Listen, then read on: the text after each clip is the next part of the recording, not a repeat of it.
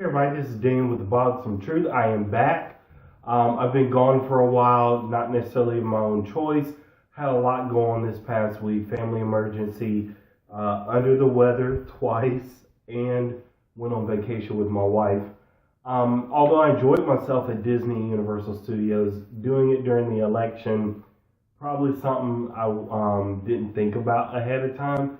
So we live and we learn going forward. But I want to get into the election because, as some of you see, we're just trying to still process what happened. So I want to do a couple videos because I think there's some things that need to be broken down and said about what happened with Donald Trump winning.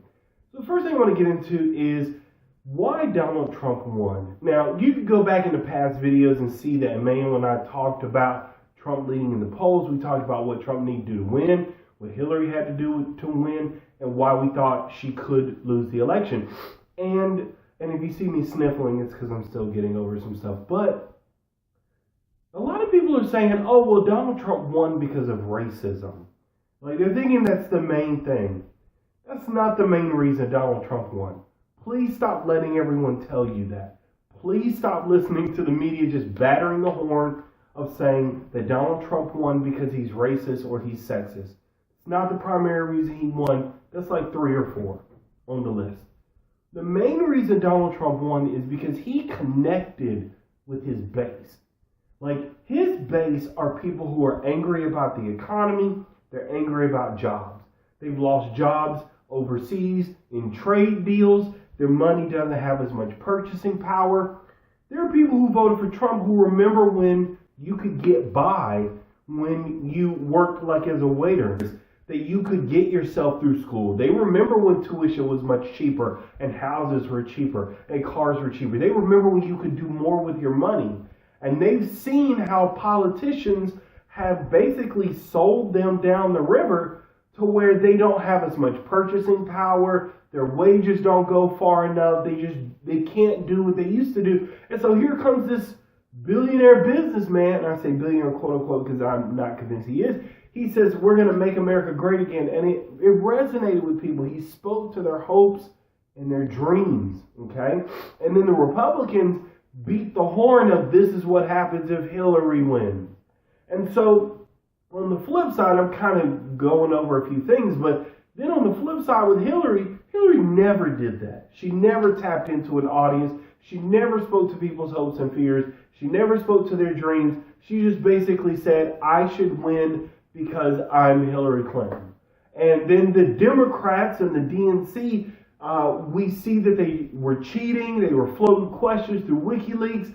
But not only that, they were pressuring people to vote third party. And they're pressuring people to vote Hillary and not third party. They disparage people who voted third party. Rachel Maddow did it not long after the election was won for Donald Trump. So it was on the one side, here was a candidate who was speaking to his base and resonating with voters. And on the other side was a candidate who would do well not to even have to deal with voters, who just felt like everything belonged to her and the entire election process was a formality. So then people look at it and say, well, I don't understand how he won.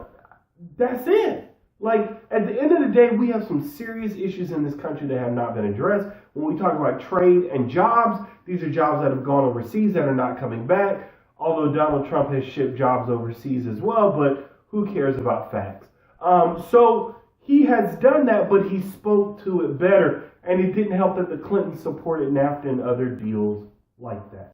So there's so much that went into this election. Also, when you look at what fueled anger when it comes to Trump supporters, PC culture played a big part of it, folks. Let's just be honest. Like, people are tired of being told what they can and can't say, what they can and cannot do. People are tired of there are people in this country who are tired of having to worry about what's the politically correct thing to say. Now, whether we like it or not, that's the truth. And so then what did the Democrats do? Played right into those hands using the clarion call of sexism and racism. They just played right into the Republican and Trump's hands. And so there's no surprise that they lost the election. I mean, there are reports, folks, that Hillary didn't even go to certain states. Think about that. She leaned on the national press, which Obama has criticized just recently. She leaned on the national press, which Obama just criticized recently. This woman was not willing to do what it took to win a national election. And then you have Donald Trump, who's going into various states, and he's just doing rally after rally, rally after rally, to make it clear to people that he wants their vote. So when you have all that, it adds together in a way where when we look back, we're going to see that Hillary was one of the worst candidates to ever run for president, like not even just the Democratic Party, and that she did not do what was necessary to even have a close race. And the Democrats were so focused on just accepting her without question, not challenging her to do everything that needed to be done. Although, to be fair, Bill did try to tell them some of these things. They just didn't listen to him, Bill Clinton. And they put out a terrible candidate. And then they're mad at everyone else but themselves because she got whooped in the election by a reality TV show star who has talked about grabbing women by their vaginas. I don't know what to tell you. I mean, the truth is, like, it's embarrassing that she lost like that. That's probably one of the worst embarrassing losses I've ever seen in my lifetime, and it might be one of the top ones in all of history. And she brought on herself, and Clinton and the Democrats should be ashamed of that. So I'm saying all this because it's important that we do not think that, oh, well, it was all because of racism. It was all because of sexism. No, there are Trump supporters who are racist. There are Trump supporters who are sexist. But there are Trump supporters who are just tired of government corruption. They're tired of establishment politics. They're tired of the insiders. Now, they chose Donald Trump, which I think he's going to end up being all of those, but that's what they thought they were going to get. I think they're going to find that they've been horribly mistaken, but only time will tell.